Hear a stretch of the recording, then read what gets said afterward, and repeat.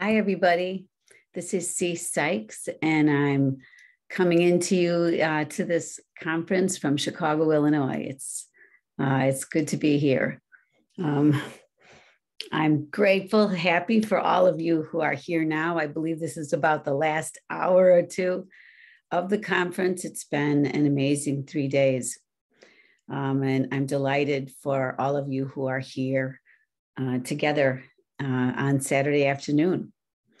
I am here in Chicago, which is the birthplace of IFS. I've been here all my life and worked here all my life, and was in the family therapy community back in the 1980s with Dick Schwartz. And first heard about parts a long time ago as he was putting all that together. And I've been in this IFS community since the 1990s, so I've been here a long time. I'm doing this workshop on inviting therapists to become more comfortable and relaxed and feel more confident and like they have tools to use with firefighters for a variety of reasons. I've been involved with working with firefighters kind of since I started in the community, mostly because in my extended family, some of my immediate family and extended family, we pretty much covered the whole range of firefighters. And and it had a lot of impact on different people in my family, on me, and, throughout my life in different kinds of ways.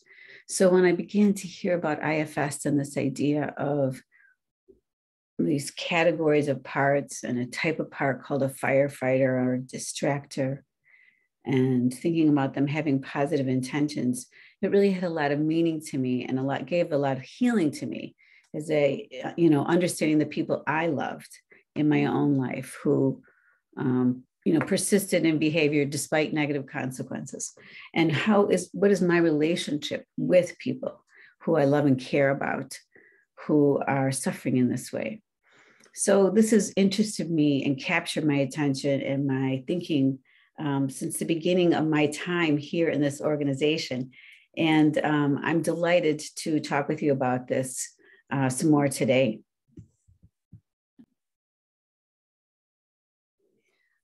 So I've been a trainer in this community for a long time. And so I've had the opportunity also to listen to the stories of trainers, and what the therapist story is also, of interest to me and our own backgrounds. And so what I've come to learn as I present this workshop on doing something around addictive processes and addiction is that most of the people coming here are listening sort of with three hats or three sets of parts. On the one hand, of course, we're here for our clients. We're here to learn some new interventions, some ways to be comfortable with them, some ways to help them and help them heal. So we're listening, of course, as clinicians, and many of you here are listening as clinicians, of course.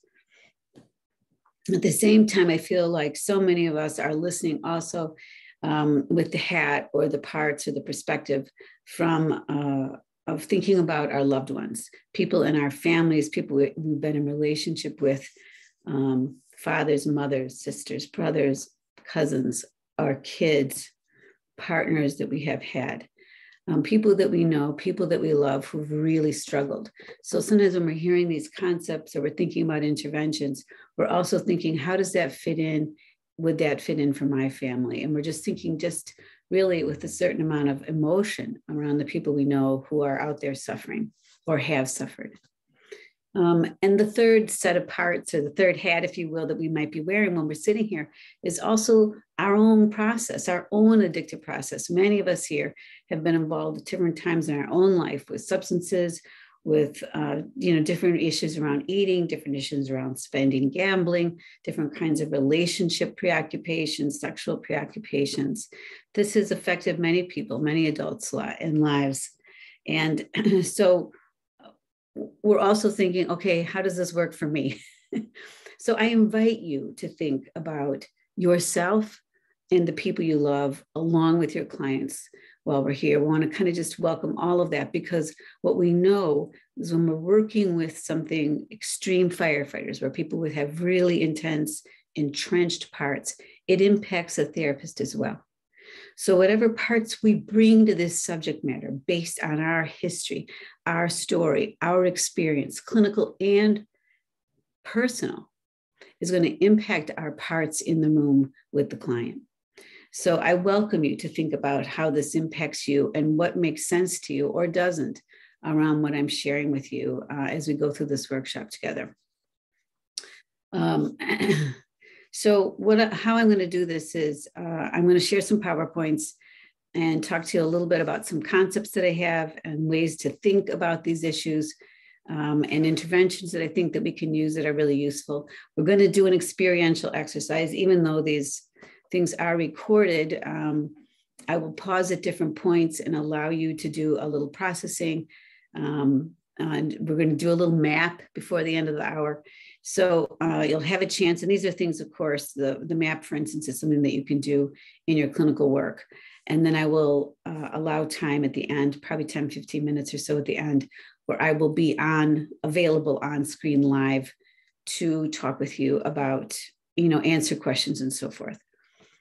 So I will be here for this workshop, even as it's recorded. I am here and will be available to sort of have some discussion with you as well. Okay. If we were doing a whole day together, I would maybe start with meditation, and I won't do a real long meditation to begin this workshop, but I am going to invite us just to pause for a moment.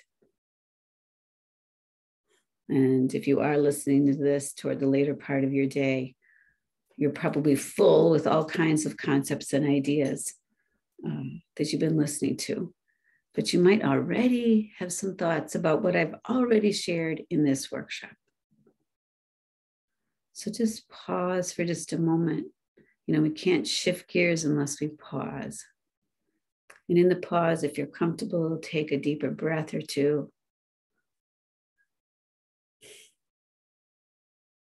I invite you to close your eyes for a moment or two. Give them a rest from attuning to others on the screen.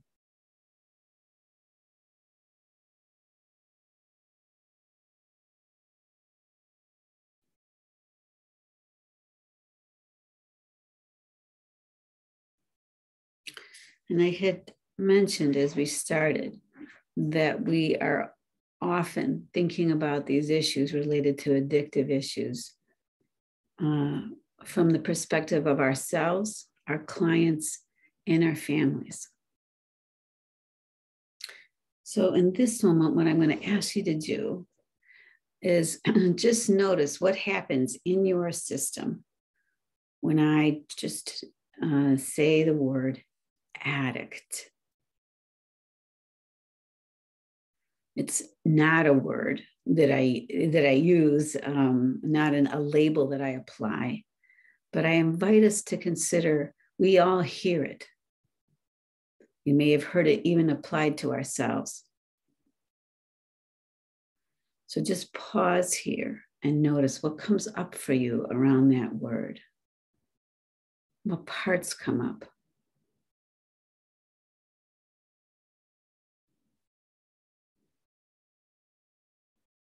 Reactions to that word, reactions within yourself. Maybe you have images of certain people that come up around that word. So just pausing and noticing.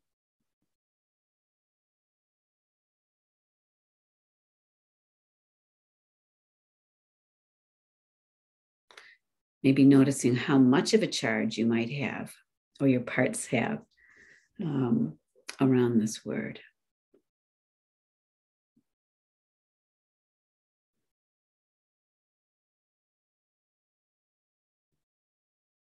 The word addiction, a related word, might also bring up a similar reactions to similar parts, or perhaps something different. Just noticing.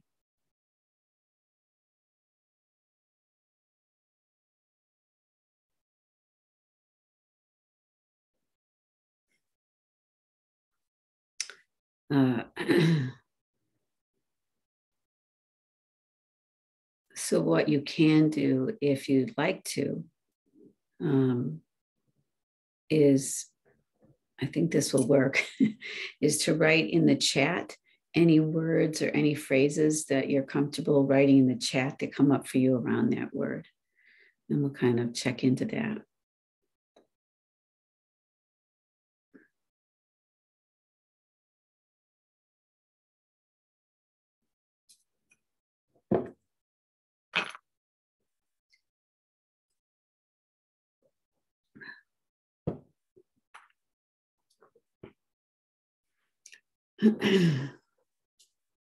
Okay. So the reason that I start this workshop inviting us to think about this is that it's the views, the thoughts, the thinking about addiction and how to treat addiction or people with addictive issues or addictive behaviors is really this enormous amount of polarization in our culture around how to treat this. Whereas on the one side, we might feel we want to have some kind of compassion or understanding for someone. There's also a lot of judgment and criminalization. As we know, in most substances, there's been some changes with marijuana recently, some changes with potentially looking at some psychedelics for clinical work. But for the last 50 years or so, since the 1970s and throughout the last century, the 20th century, at different points, more and more drugs have been added to the list of illegal substances. So just thinking about the criminalization we engage in, the war on drugs, and what that means to us, what parts come up as a culture in institutions and policing and justice systems, in schools and educational system, in churches, and then in families. When there are parts of us that believe that it's a crime and a criminal behavior or pursue that kind of criminal behavior, and other parts of us sort of knowing and seeing the emotional impact. Outside of substances, we have enormous confusion and ambivalence about how our relationships with food, with sexualization. We sexualize things and at the same time have lots of morality around who to have sex with and who we can't, and raise children with a lot of conflicted images and messages around that. So spending, gambling issues, gambling is proliferating throughout, the United States, throughout my city of Chicago, throughout the state of Illinois. It's grown enormously in the last 45 or 50 years. And at the same time, of course, gambling issues, gambling problems, sports bettings. We can do all this on our phones. So what do we do? What can we do as a clinician? When there's all this confusion out there, we hold some of that confusion ourselves. So that when we're sitting with our clients, what comes up for us is, well, what am I supposed to do? Am I supposed to refer them out to someone else? Am I just supposed to refer them to 12-step? Am I supposed to work with them for a while? What do I do with someone when they report these issues to me? So these are the things that I want to talk about today, and some interventions that I think that we can do. In my point of view, IFS offers a way to work with these cases so that we can do something in the psychotherapy hour, what that is useful. In other words, someone who is sitting with us in our office is someone who is seeking help and change. They know what we do here. So what can we do for them?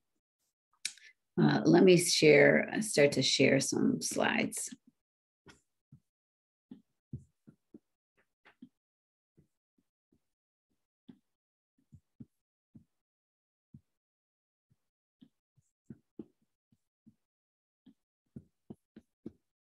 Okay, so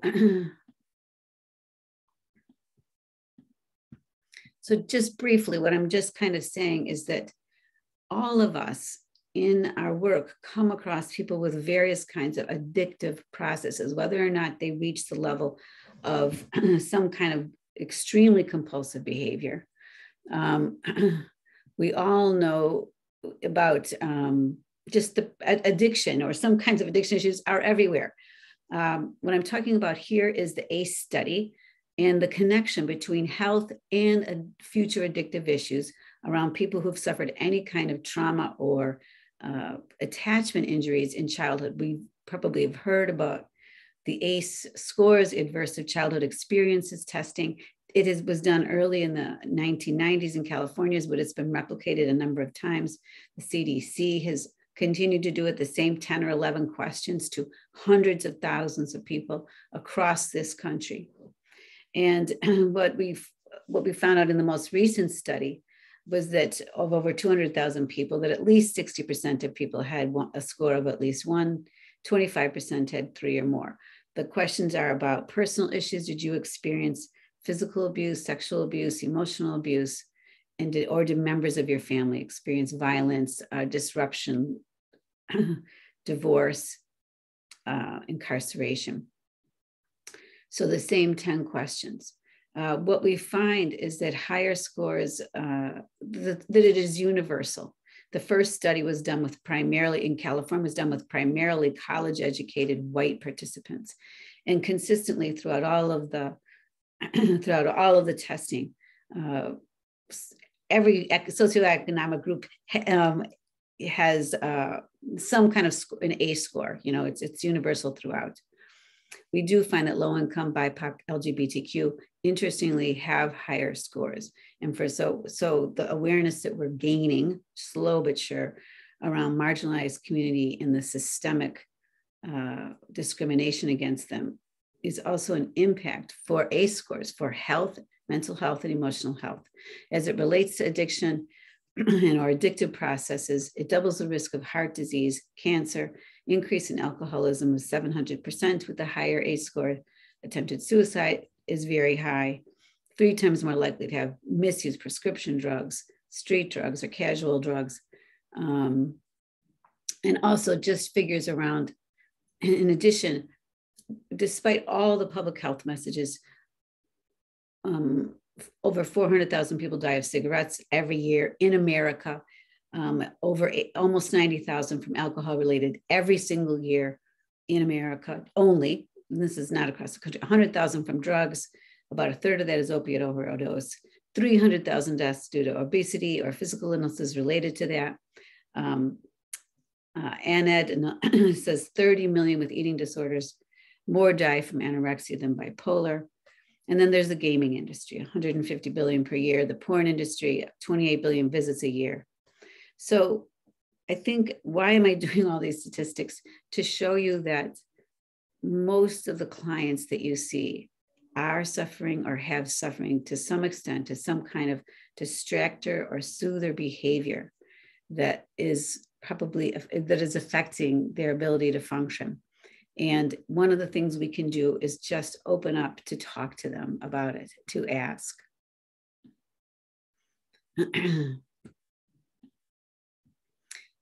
So where does IFS come into this? So there's 3 basic assumptions in IFS, and how does that relate to addictive processes? One, this idea that we have a self. It's an internalized sense of awareness that it's not damaged by experience. It's not damaged after years and years of using. There's still a self inside that person.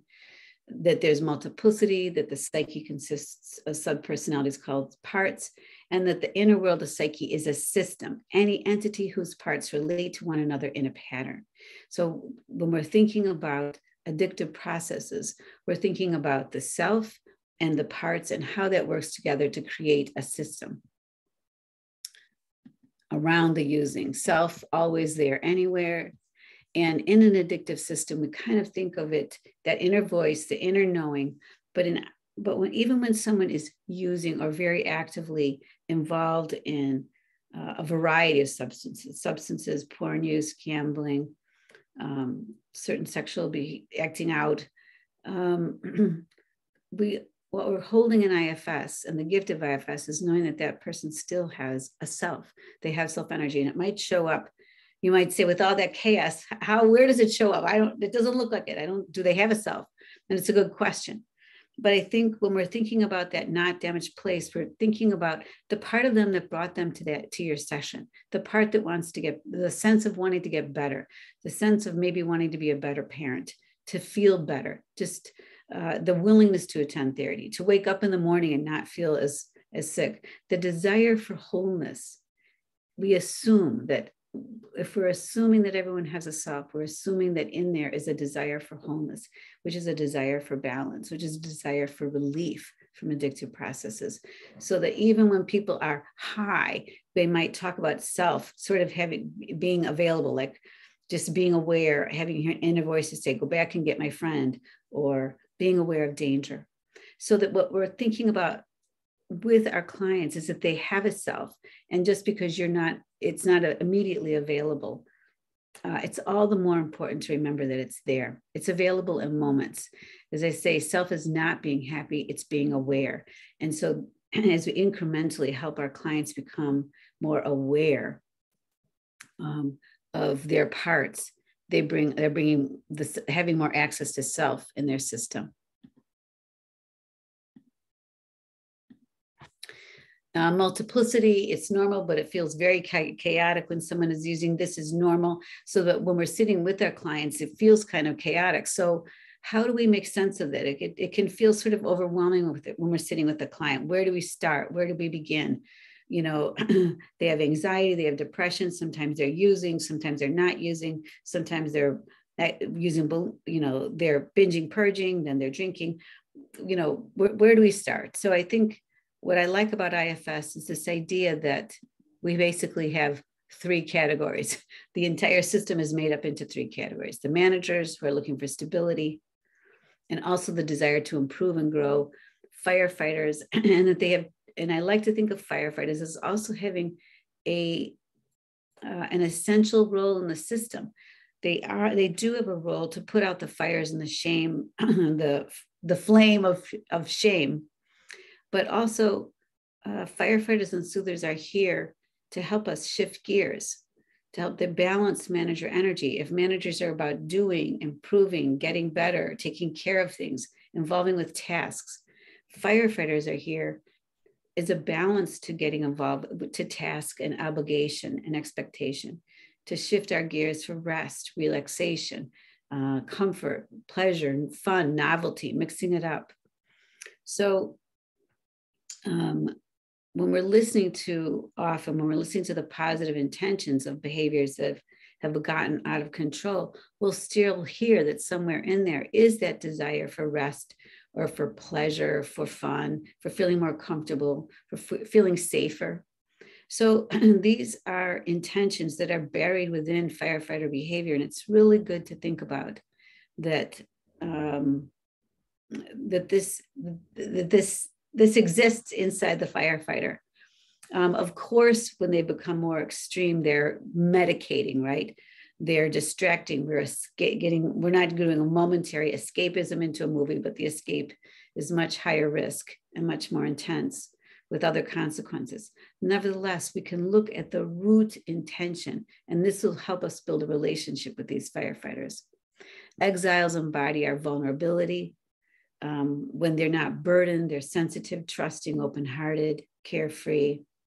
And of course, they contain the memories about the pain and abandonment and the shame.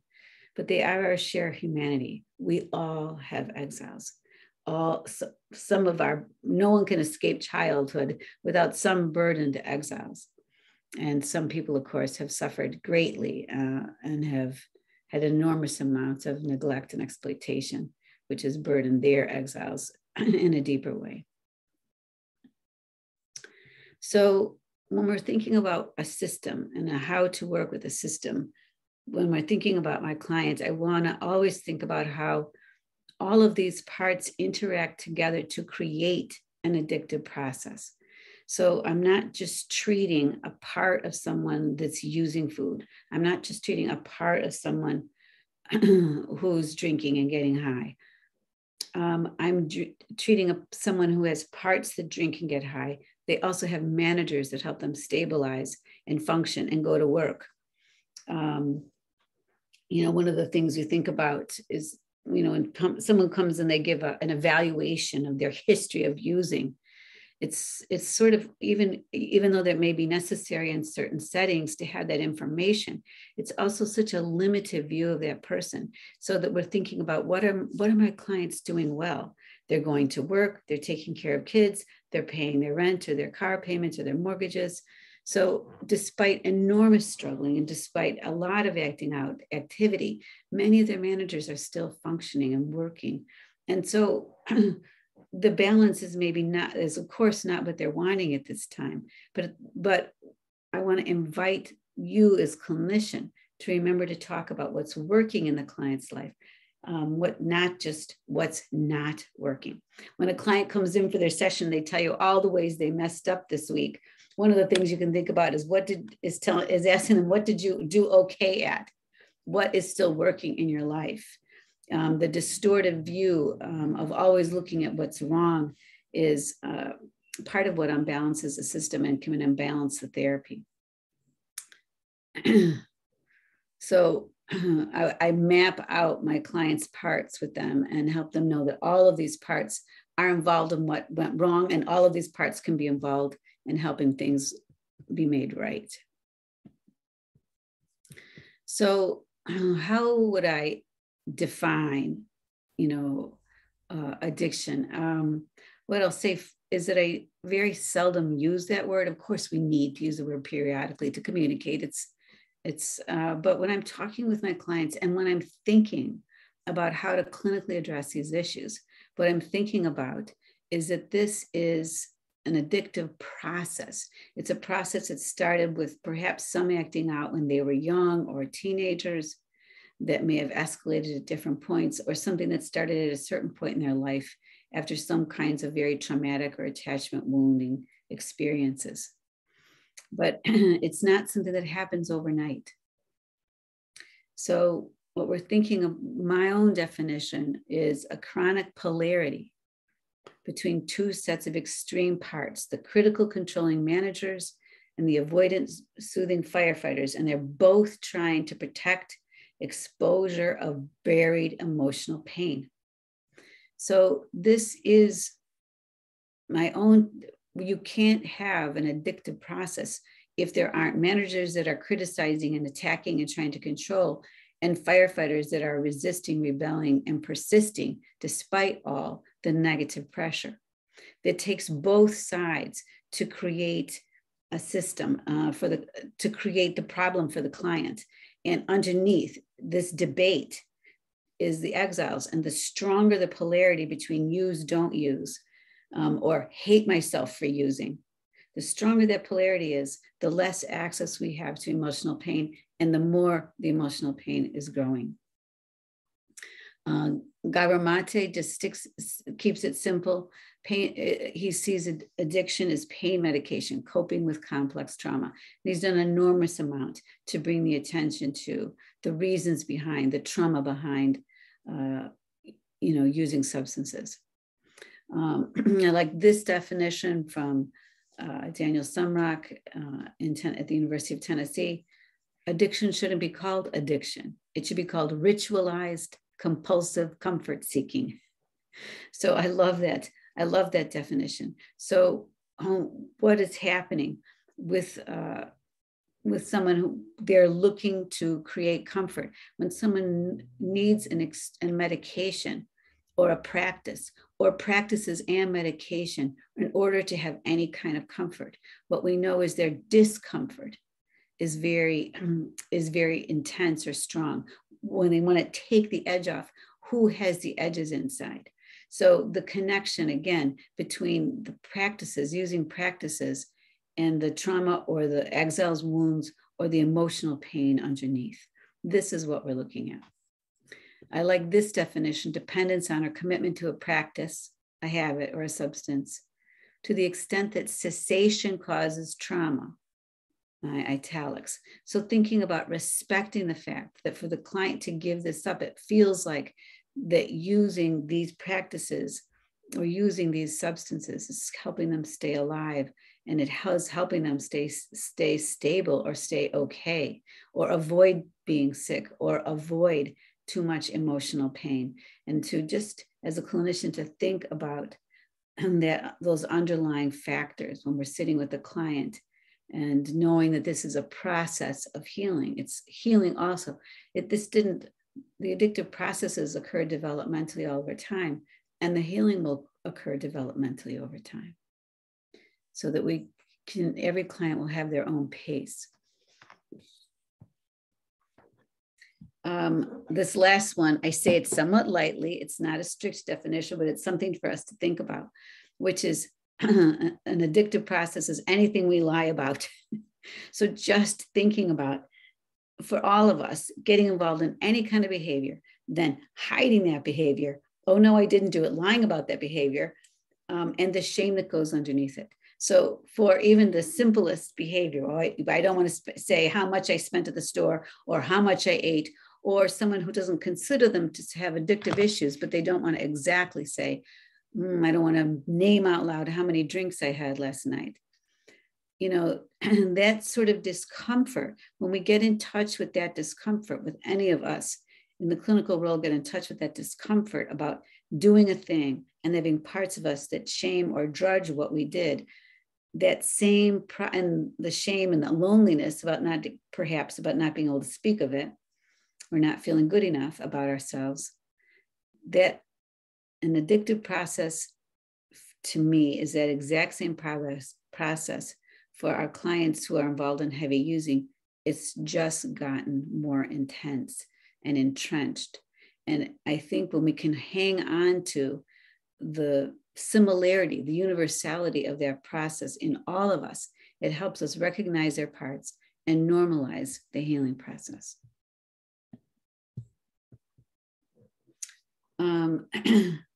So for IFS, some of the paradigm shifts that we're working with IFS is we're thinking about an addictive process as systemic. We use that triangle map to show a graph of it. But when I say it's systemic, within the client, they have their own system. They have their own managers trying to control the process and criticize themselves. They have their own firefighters that are reactive and are trying to soothe, balance out managers and protect exiles. And they have their exiles that they brought into the situation and the exiles that they gained or further burdened through, while using. So, but the individual system is nested within the system of their partnership and their partner, if they're in a partnership, what the partner's parts are towards them and towards their firefighters. They're nested within their family of origin. Who did they grow up with? Who's using or not using in their family? Who knows or doesn't know what's going on with them?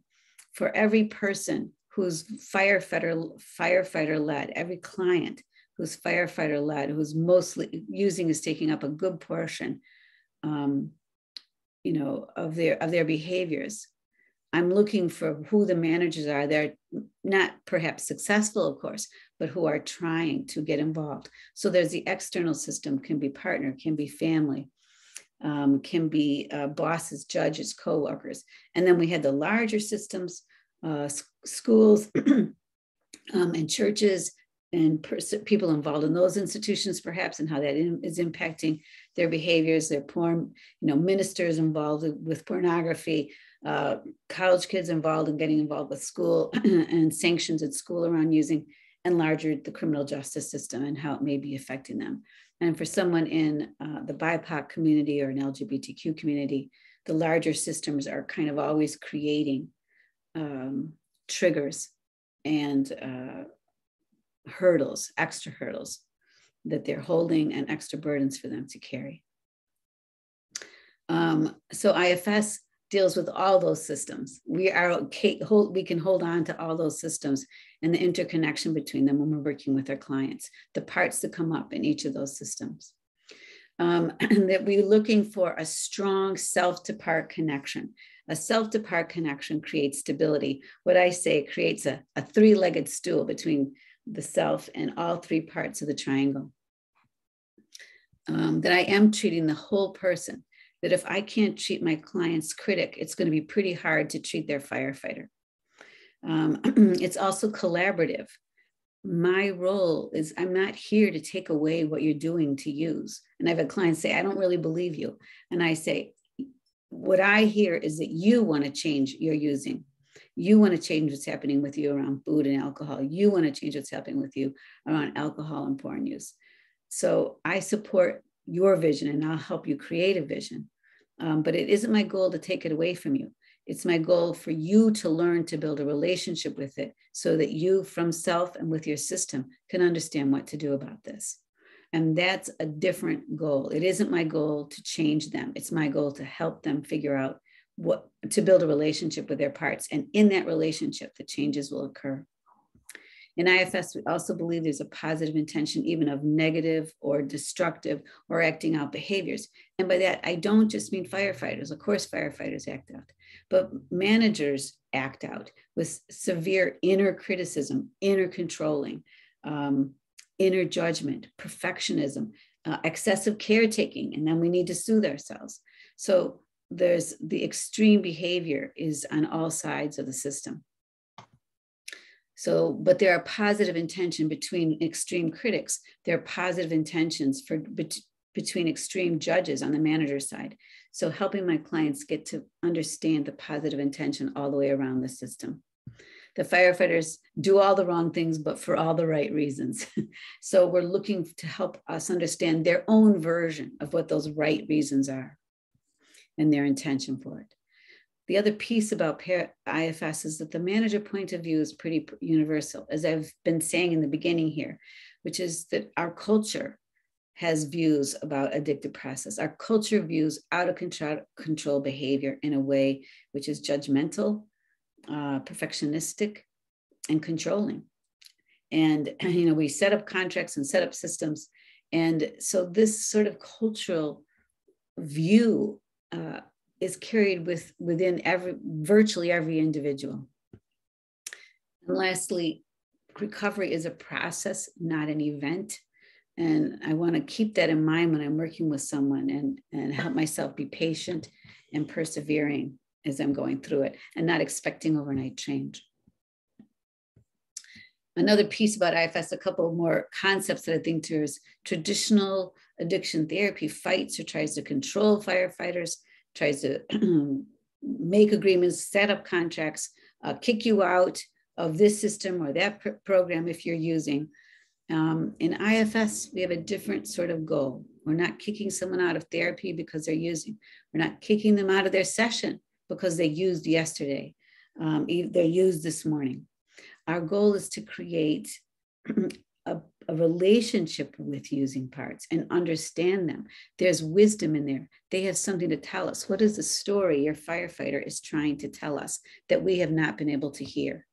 So I'm saying to my clients, I want to get to know you. I'm not here to create a vision for you. You're here to create a vision for yourself. And on the internal world, from self, the client saying to their parts, to their managers, their extreme managers and firefighters, I want to get to know you. I'm not here to change you. Change occurs. I accept you as you are. And through our relationship, we can evolve and change. And that's a paradigm shift. I'm really helping my clients. I'm accepting them as they are in the here and now. And we start getting to know their clients, accepting them in the here and now. So really watching for that in yourself and with your clients, to helping them accept these parts just as they are. Every part that wants change is a part. Every wish for change, essentially, is a part that has an agenda. Every agenda for change is a part that needs to unblend. We can listen to it, understand it, appreciate it. But it's not self. Self is able to listen without agenda. And that's so, so helpful when we're listening to acting out parts of any managers or any protector. I also often say those parts are more complex than they seem. Those firefighters, they may look chaotic, they may look destructive, they may look wild and out of control, but they're more complex than they seem. Gabor Mate says, not why the addiction, why the pain. In IFS, we say, not why are you hurting yourself? Why are you doing this to yourself? But how is that part trying to help you? We don't ask, why are you so checked out? We say, what are you afraid will happen if you were more aware here? So in this model, we're not giving excuse, we're not giving a pass to parts that are creating havoc, are creating chaos, are hurting people. where it's not to say that we would minimize the pain that the client is feeling and that that part may be causing the client and others.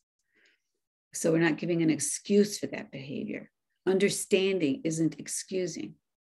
Understanding is becoming open and curious, and knowing that while we're not offering an excuse, there is always a reason why these, and we can learn that. It's so hopeful to a client. You say, what if we could figure out the reasons behind these parts that are acting out right now? What if we could learn more about them?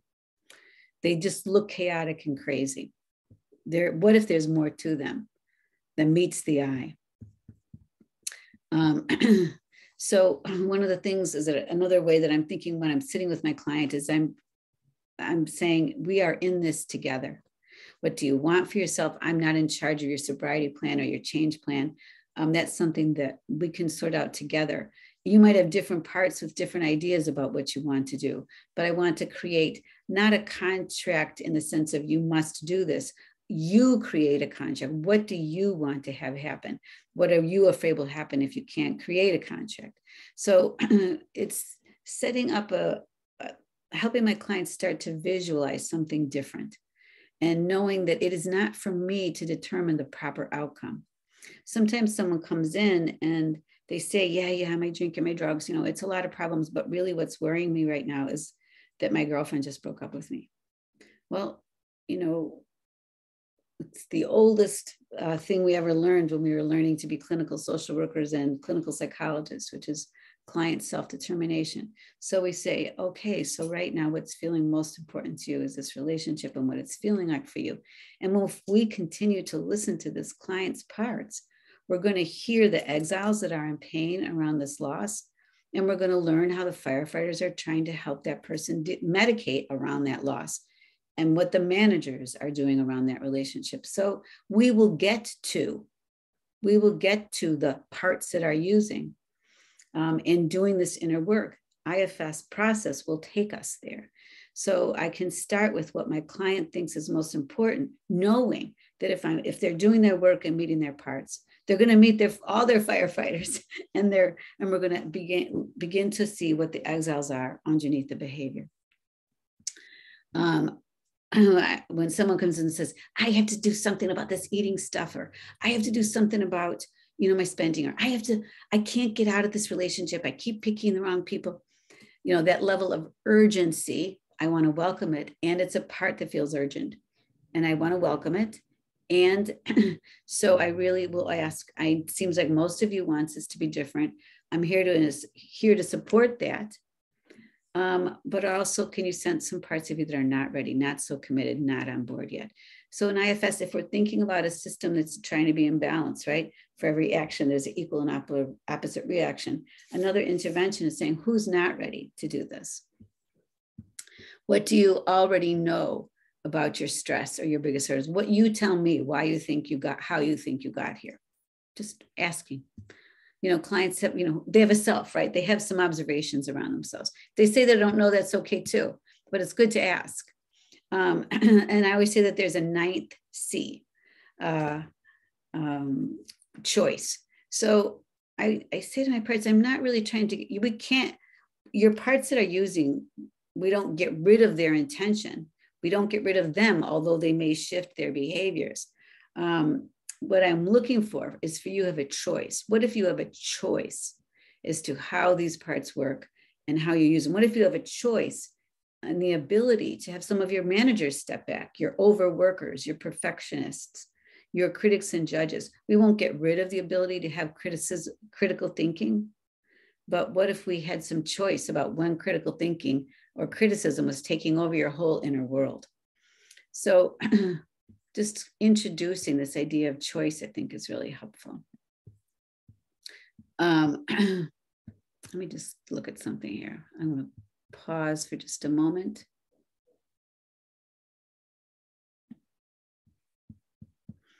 So at this point, I want to just pause us and open up some space. If anybody has some comments or questions, you may want to put them in the chat. Depending on how many are here. maybe we'll be able to, anyone wants to raise hand for questions.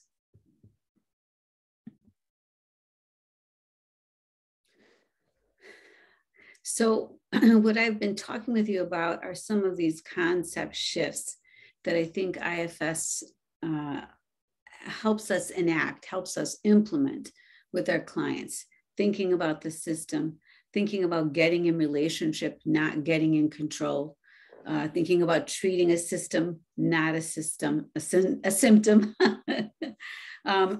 So let me go into just a couple more things around polarizations, how I map those out, and then we'll do a little exercise with all of you. So I'm going to put the PowerPoint back up again.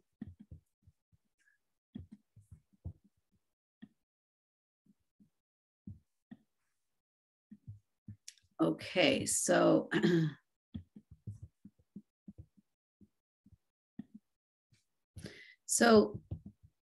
if you recall how I'm defining addiction, the psychological view and IFS view of addiction is a chronic, entrenched, and I might add the word, intensified and harmful at times, polarization between managers trying to get in control and firefighters trying to soothe, medicate, and get away. So in IFS, again, we already learn, and when you take the level 1 and you take the level 2, you learn about polarities. So if you think about an addictive process is one huge entrenched polarity, it already will start to get you thinking about how you can work with your client. So a polarization, if you recall from level 1, is 2 sets of parts protecting the system with conflicting approaches. Now, with an addictive system, it tends to be a set of a manager team and a firefighter team, right?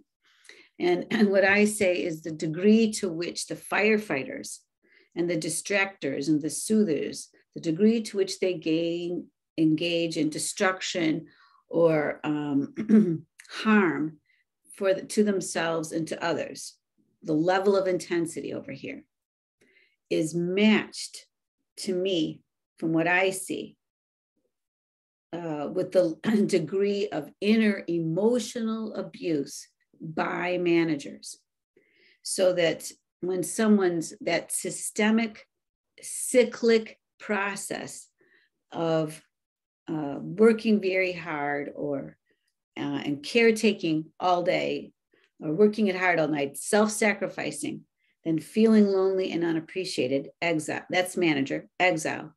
Then firefighters, soothing, watching TV, getting into eating, drinking drugs or whatever at night, for instance, is a very classic pattern. And many of us have engaged in that, work too hard, reward ourselves, and then feel a little bad the next day. So what if we help our clients notice the same patterns? If they start beginning to track how their managers are on overdrive with caretaking, with overworking, with criticizing, with judgments, with perfectionism, in addition to the medicating, the soothing, and the escapism of the firefighters. So just thinking in a balance, it's an extreme balance, but there's balance in this system. So if I'm going to do therapy, I've got to work with the critics and the controllers as well as the parts that use. The client is blended with both sides.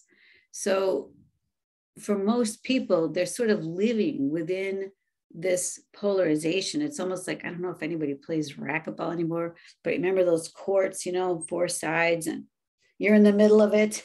The ball goes anywhere. All 4 sides, you're getting it from all sides. This is polarity between the team that wants to use, crave, avoid talking about it, avoid admitting it, but so they can preserve their ability to use it, and the team that's trying to control it. This is all internalized. And the clients basically blended every day with this inner process and then the reshaming of their exiles. So what what we're going to learn is what we weren't, the way that we work with the polarity will help us work with these addictive processes.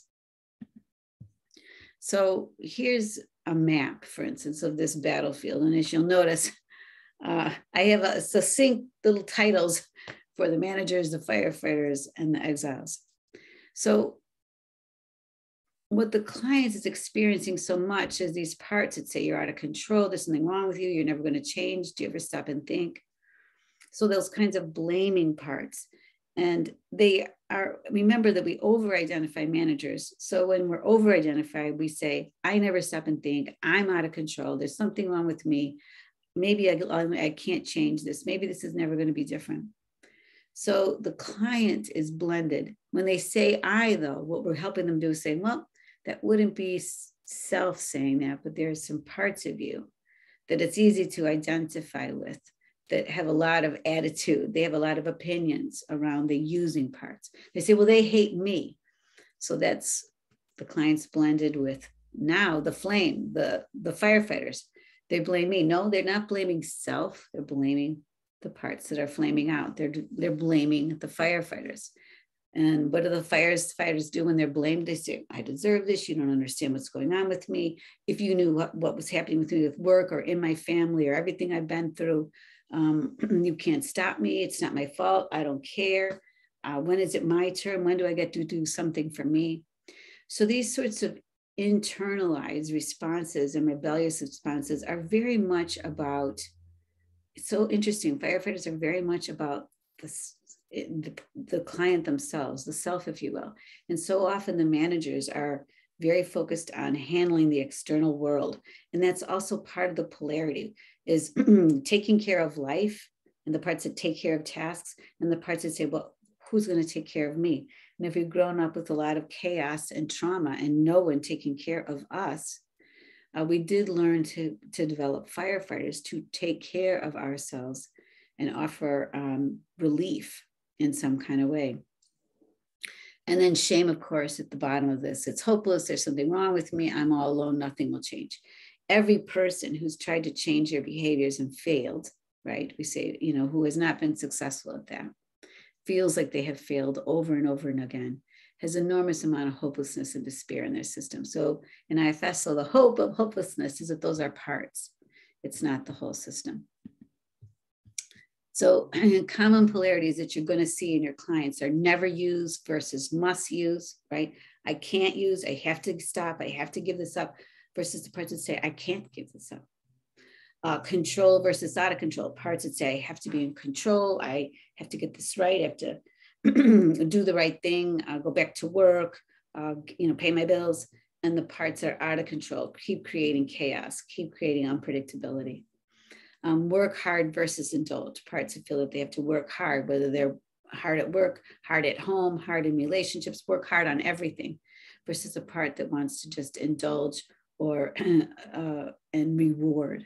So there's some sense in that. Do for other versus do for me. So parts that are very focused on, they've learned how to self-sacrifice and to caretake at a very young age. They maybe grew up taking care of adults that were struggling and suffering and using, or suffering from different kinds of mental illnesses. For caretakers at very tiny ages, do for other is huge, but then how do I do for me? What do I do for me? So those firefighters step in around that. Approval seeking versus rebelling. So many people they grew up in households where there's a lot of hierarchy, a lot of rules, and they didn't have a lot of choice. They learned to people please, to approval seek, that you had to go along with the program. That's the only way to get through. They may have been involved in schools and churches that also had very narrow rules around how to behave and how you can be. If they identified as part of the LGBTQ community, all of the rules about, am I okay to be here? Am I welcome? And do I belong? So there may have been parts of them trying to belong and be a part of a family or an organization, desperately in certain kinds of ways. And then the other parts that are rebelling, that are angry, that say, what about me? That develop appropriate sort of outrage about how we're being treated. But it can also look like rebellion to others.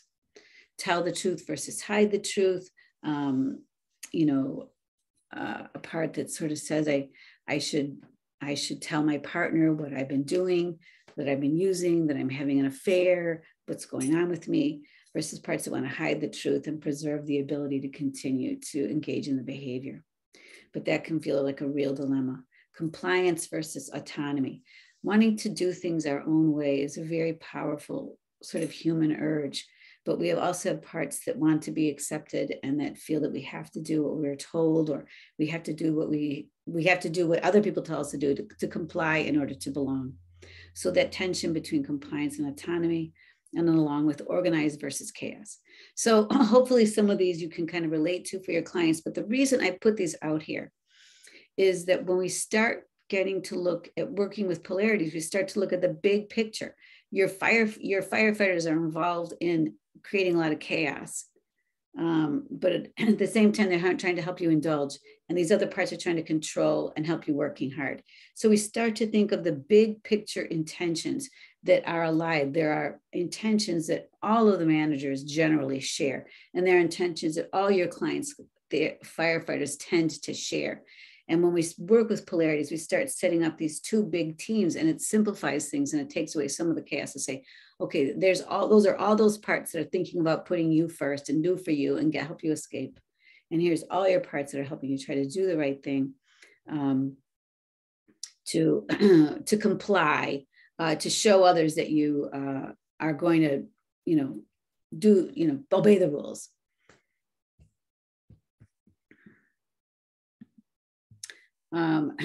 So that when we're working with our clients, what we're looking at is how, when we develop from self a relationship with these parts and welcome both sides of the polarity, that the healing occurs in the relationship, in the self to part connection. Self connects to each one of these parts. Self reaches out to these parts and builds a relationship with each one of these parts. And from that self to part relationship is where the healing takes place. I'm going to pause us again now that this picture of this triangle is up on the board, and invite us to do a little mapping of ourselves. So you've been writing things down or listening, and I invite you now to kind of shift and sort of set down your paper pens, close your eyes. And as you start to think about this system, I'm going to invite you this time to find a little bit of your own system. So when you're ready, just take a couple breaths. Let your parts know there's not a right or wrong way to do this. If what I'm suggesting doesn't feel right to you, ignore my voice. You don't have to do this, of course. But I just want to get you kind of in that process of sort of thinking about your own sort of triangle. So taking a breath or two. And when you're ready, I invite you to think about one of your soothers or distractors, or maybe the word firefighter feels right.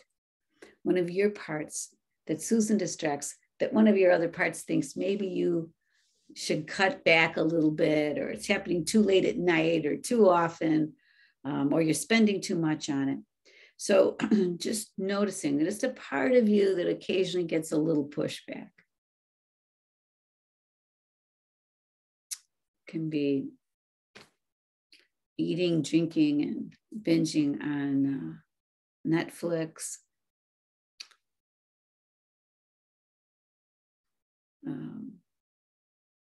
Just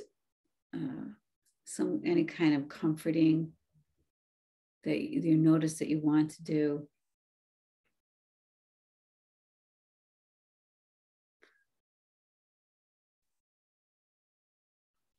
Maybe you feel like you had, you're using edibles, but you had too many.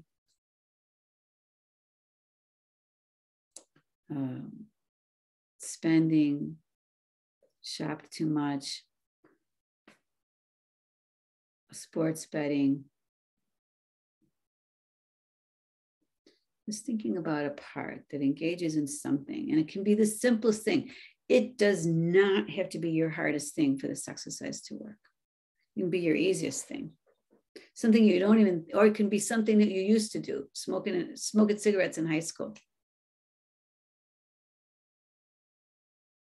And when you've chosen that part, I know there's more than one. Take a moment and just watch that part in action. Like you could watch that part of you at the refrigerator, kind of on the couch, or, sitting with a drink or two,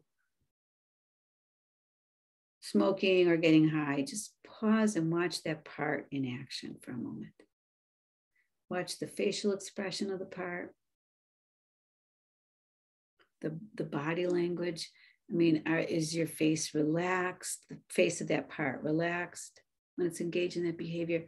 Or is it kind of stimulated and alert? Is it kind of flat and tuned out? How about the body? Is the body relaxed? Is the body tense? Is there activation?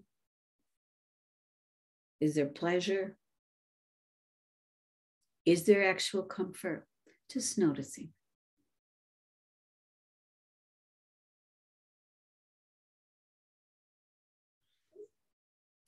And if you can, just let that part know that you are observing it, or you're witnessing it, or you're aware of it.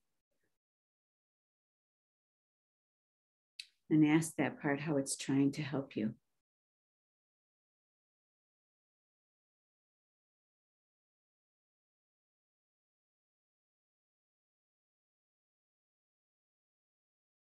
What does it want you to know about, what would its fears be if it could never do this again?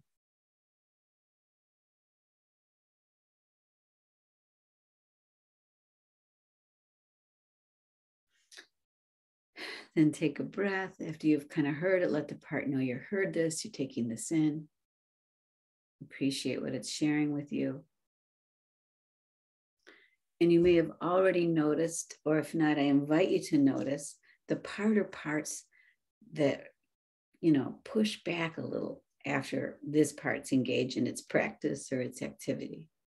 The parts that criticize it, think it's too much, too often, too much money, too late, too early, you're too old for this, you should have a handle on this, all that kind of language. So just find those parts that might feel more like, for this, it might almost feel auditory, like you can hear those messages. Or maybe you have a visual image of the part with those opinions.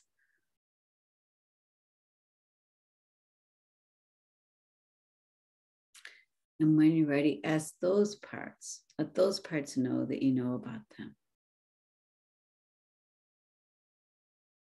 And just ask them, what are they afraid will happen if they don't come down hard on the parts and their practices? What are they afraid will happen if they don't come down hard on them?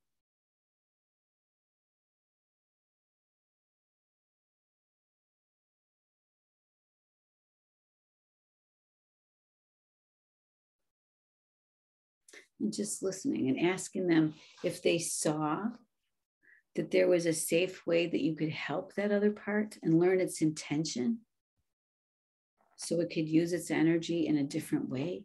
Would that help those sort of managers tone down? What if you could help that part? There was a way to help it, and you could learn more about it and how it's trying to help. And then you may, in this process, have noticed some tender parts coming up, what we would call the exiles, some shame, some loneliness, some not good enough, and just let those parts know they're there. When you can, and just noticing, who is it? Who gets ignored? What little parts get ignored when you're getting involved in this other debate? And letting those parts know you're going to work on this and that you're available to the tender ones too.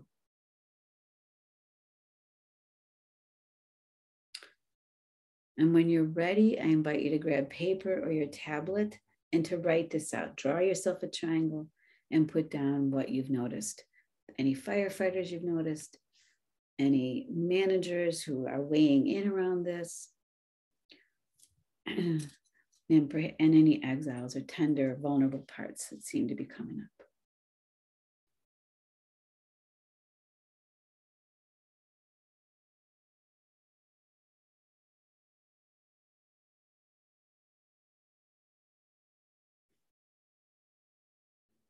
And maybe write down their intentions if you were able to hear it, or their fears and not being able to engage in what the protectors are fearing if they can't do it.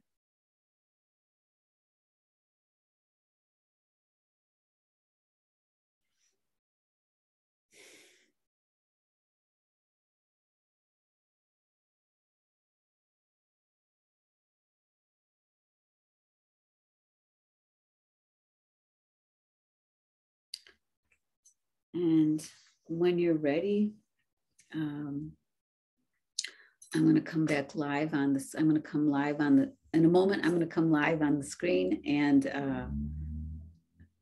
we'll open up for questions and comments on this exercise and anything else you want to talk about in terms of the workshop today.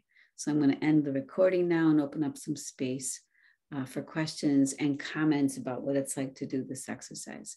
Thanks very much for your time and attention.